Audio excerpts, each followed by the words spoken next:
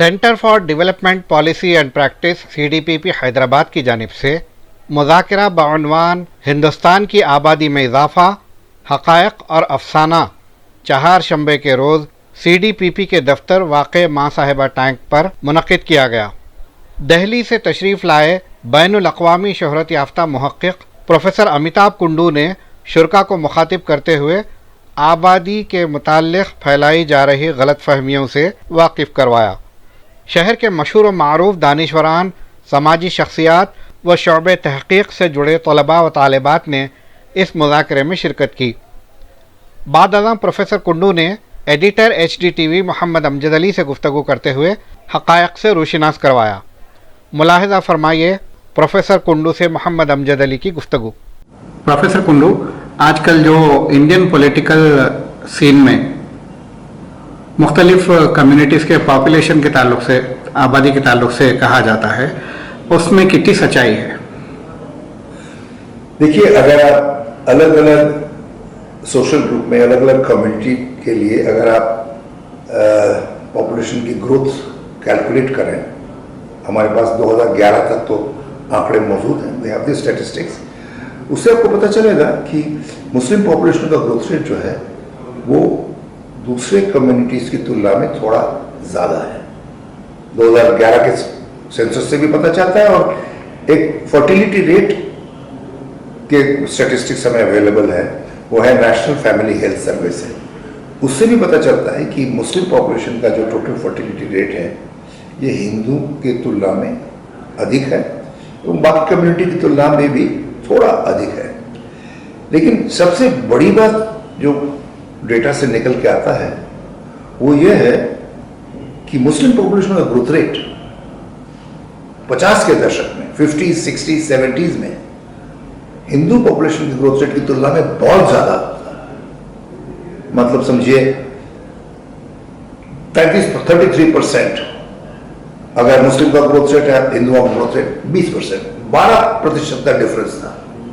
लेकिन over time में देखते हैं कि दोनों घटा है, हिंदू का ग्रोथ रेट भी घटा है, मुस्लिम का ग्रोथ रेट भी घटा है। लेकिन द डिक्लाइन, जो गिरावट जो आई है वो ज्यादा शार्प है मुस्लिम पॉपुलेशन के लिए। इसलिए हम देखते हैं कि ट्रेंड टुवर्ड्स कन्वर्जेंस है। अगर प्रोजेक्ट करें, अगर इसी रेट से अगर दोनों के पॉपुलेशन ग्रोथ रेट घटता रहे तो 2040 तक दोनों का ग्रोथ रेट बराबर हो जाएगा। हमें एजुकेशन पहुंचाने की जरूरत है मुस्लिम कम्युनिटी पे, वो एजुकेशन का लेवल काफी लो है। Health facilities, public health services को ही पहुंचाना पड़ेगा। अगर इस तरह से प्रोग्रेस सरकार करवाती है बेसिकली शिक्षा और स्वास्थ्य के बारे में, तो निश्चित रूप से कन्वर्जेंस का ट्रेंड मजबूत होगा। दूसरी बात जैसे मैं बताया कि टोटल फर्टिलिटी रेट जो है, हमारे पास डिफरेंट आंकड़े हैं नेशनल फैमिली हेल्थ सर्वे से, वो करीब मुस्लिम्स के लिए 4.4 था, much higher than the Hindu total fertility rate जो 3.2 के आसपास था। मैं 90s की बात कर रहा हूं, मिड 90s की बात कर रहा हूं। लेकिन गैप जो है 1.1 से भी अधिक था। टोटल फर्टिलिटी रेट अगर मुस्लिम्स और हिंदू में कंपेयर करें तो Muslim fertility rate Hindu fertility की तुलना में was higher by more than 1.1%। अभी जो है दोनों में डिक्लाइन हुआ है, लेकिन डिफरेंस जो है वो 0.3% है। मतलब बहुत तेजी से मुस्लिम फर्टिलिटी रेट में गिरावट आई है। सो इससे ऐसा लगता है कि एक ट्रेंड टुवर्ड्स कन्वर्जेंस को मेंटेन करने के लिए हमें एजुकेशन और हेल्थ की फैसिलिटीज को जो मार्जिनलाइज मुस्लिम पॉपुलेशन के डोरस्टेप तक ले जाना पड़ेगा। There are some issues, resistance at the community level also, लेकिन certainly with some effort, with the last mile linkage जो वो है, उसको करने से निश्चित रूप से कन्वर्जेंस का जो रेट है वो और ज्यादा रैपिड हो सकता है। आप जो आदाद और शुमार बता रहे हैं जी, आप जो आदाद और शुमार बता रहे हैं, जो फिगर्स बता रहे हैं, उसके मुताबिक तो उतना ज्यादा ग्रोथ नहीं है मुस्लिम्स की। फिर ये पॉलिटिकल स्टेजेस से इतनी ज्यादा बताने का क्या वजह है? देखिए, पॉलिटिक्स तो अपना खेल खेलती है, एक और इलेक्शन में एक पोलराइजेशन की कोशिश तो करता ही है हर कम्युनिटी। तो मुझे ऐसा लगता है कि अगर ऑडियंस में एक अवेयरनेस है, अगर लोगों में एक जागरूकता अगर हम पैदा कर सकें और थोड़ी सी जो स्टैटिस्टिक्स हैं, जो आंकड़ों को अगर वो उनको अप्रिशिएट कर पाए और जनता तक पहुंचाया जाए, मुझे लगता है ये मिथ्स जो प्रोपोगेट किए जाते हैं उसको हम लोग काउंटर कर सकते हैं। और मिथ्स को काउंटर करने के लिए जरूरी है कि थोड़ी सी स्टैटिस्टिकल लिटरेसी बढ़ानी पड़ेगी और लोगों को आंकड़ों की समझ लाना पड़ेगा। और मुझे लगता है इसके लिए हमारे सिविल सोसाइटी का और जो एकेडमिक कम्युनिटी है उसकी बहुत बड़ी जिम्मेदारी है। और हमारे जो बड़े बड़े प्रोफेसर लोग जो हैं या टीचर्स हैं, जो एकेडमिक रिसर्चर्स हैं, वो अगर ये आम जनता के तक पहुंचाने की कोशिश करें कि सरकारी आंकड़ों से ही क्या निकल रहा है, ये जिस तरह से हवा पैदा किया जा रहा है कि मुस्लिम फर्टिलिटी रेट बहुत हाई है, अगले कुछ सालों में ओवरटेक कर लेगी हिंदू पॉपुलेशन को, ऐसे बिल्कुल गलत मिथ्स के खिलाफ मुझे लगता है अवेयरनेस जागरूकता पैदा करने के लिए बहुत ज़रूरी है कि एकेडमिक कम्युनिटी, जो पढ़े लिखे लोग हैं, जो टीचर्स हैं, जो रिसर्चर हैं, वो सामने आए और पॉपुलर मीडिया के सहारे लोगों तक ये संदेश को पहुंचाएं ताकि ये मिथ जो पैदा हो रही है उसको हम काउंटर कर सकें, उसका मुकाबला कर सकें। जी, 2011 के बाद पॉपुलेशन सेंसस नहीं हुआ है जी, तो इसके पीछे हुकूमत की क्या इंटेंशन हो सकते हैं? ये पता नहीं चलता है एग्जैक्टली, क्योंकि मैं सिर्फ बहुत सारी सरकारी जो सर्वेज हुए हैं उनसे जुड़ा हुआ हूँ। कुछ दूसरे सर्वे तो हुए हैं, लेकिन ये जो मरदमशुमारी कहते हैं जी, वो क्यों नहीं हुआ 2024 तक, इसकी वजह मुझे साफ साफ पता नहीं चला है। मुझे लगता है इसके लिए हमने कोई बहुत ज़्यादा प्रेशर भी नहीं बिल्डअप किया है। अगर हमने जो विरोधी दल भी जो हैं उन्होंने बाकी जितने सारे डिमांड्स किए हैं वो तो ठीक है, लेकिन कभी मैंने देखा नहीं कि ऑर्गेनाइज ढंग से ऑपोजिशन ने कहा है हमें जो सेंसस है उसको इमीडिएटली करवाइए। इसके लिए मुझे लगता है एडुकेट प्रेशर बिल्डअप करना जरूरी है। जी, अगर ये ना हो तो इसके क्या नुकसान हो सकते हैं? इससे मिथ्स जो है ये पैदा होते हैं कि आप जो कह रहे हैं अपने लिमिटेड वेस्टेड इंटरेस्ट के लिए, उसको मुकाबला करने के लिए, क्या उसे रिजेक्ट करने के लिए हमारे पास सॉलिड स्टैटिस्टिक्स नहीं है।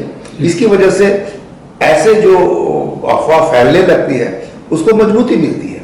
अगर हमारे पास रोबस्ट स्टैटिस्टिक्स हो तो निश्चित रूप से हम कह सकते हैं कि देखिए ये तो गलत है, लेकिन ये मुश्किल होता है जब बिना आंकड़ों के लोग बात करते हैं और जो लिमिटेड डेटा है उसको भी अगर हम सामने रखने की कोशिश करें।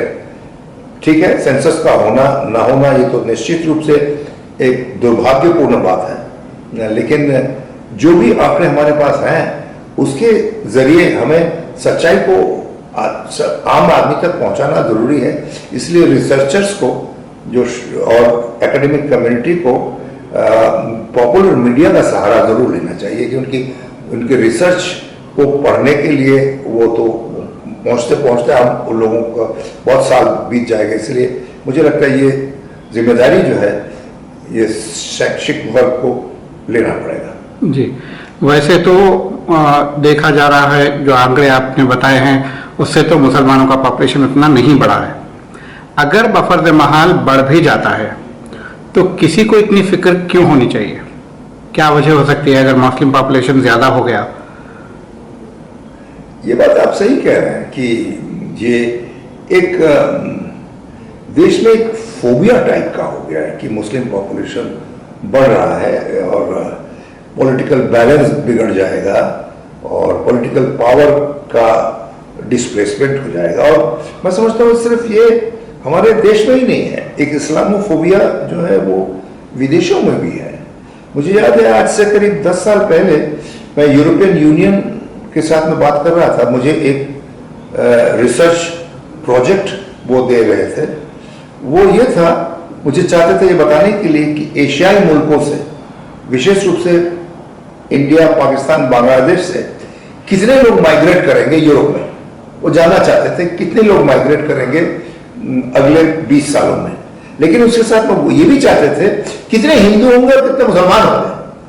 तो मैंने उनसे पूछा कि ये क्यों जानना चाहते हैं। उन्होंने कहा सोसाइटल इम्प्लीकेशंस अलग अलग हैं, अलग अलग कम्युनिटी के।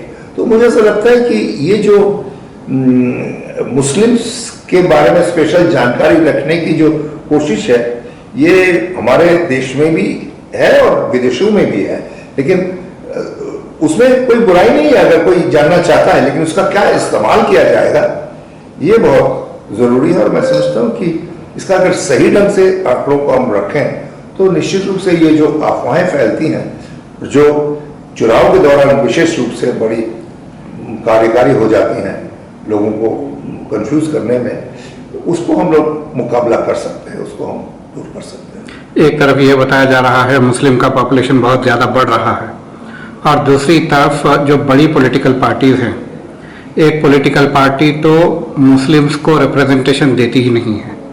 अब जो चुनाव चल रहे हैं उसमें एक भी कैंडिडेट बीजेपी की जानिब से नहीं है, और कांग्रेस की तरफ से भी जो कैंडिडेट्स हुआ करते थे उसकी तकरीबन आधी तादाद अब मुसलमानों की है। इस बारे में आप क्या कहेंगे?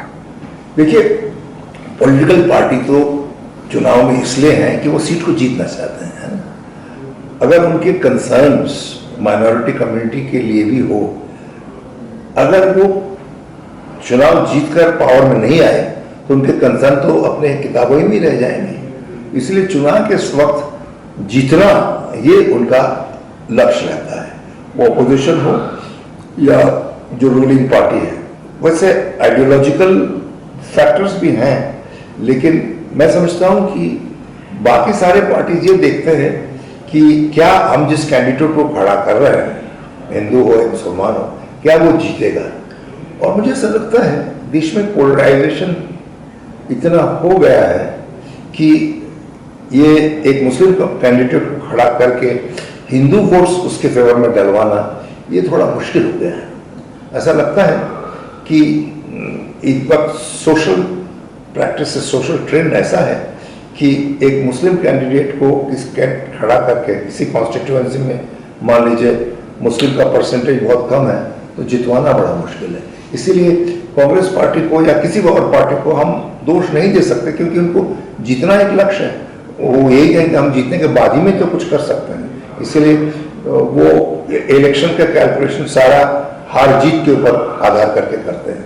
इसीलिए जो है कैंडिडेट, मुस्लिम कैंडिडेट बहुत कम हो रहे हैं। पहले जो मुस्लिम लीडर्स थे वो अच्छी खासी तादाद में जो है वोट्स लेकर जीतते थे, तो वैसे जीतने के काबिल कैंडिडेट्स को सिस्टमैटिकली एलिमिनेट कर दिया गया। तो और फिर एक तरफ आवाम की जहन साजी की गई, जैसा आपने बताया कि इस्लामोफोबिया क्रिएट किया गया। तो ये खुद ही क्रिएट कर रहे हैं फोबिया, और फिर खुद ही जो है कैंडिडेट्स को एलिमिनेट कर रहे हैं। तो क्या ये हिंदुस्तान की जमहूरियत की सेहत के लिए अच्छा है?